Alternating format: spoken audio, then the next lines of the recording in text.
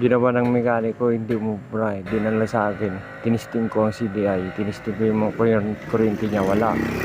Kaya yung CDI ko nasunog. Dalawang CDI ang nasunog niya. Yan pala yung sira niya, yung wirings niya nasunog, nagkadikit-dikit.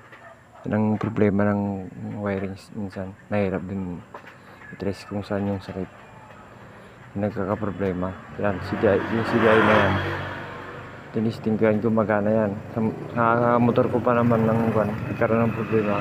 Ngayon wala akong makuha ng kasi ang ginawa, battery operated na siya. Hindi na siya yung stock na pang V100. V100 kasi yung motor niya. Ngayon, yung nag-wiring siguro hinila niya. Kaya nangyari, lumusot yung wire niya sa may magneto. Tumikit siya. Kaya, yun, kasunog-sunog. Ang tagal lang ginawa ng unang gumawa eh.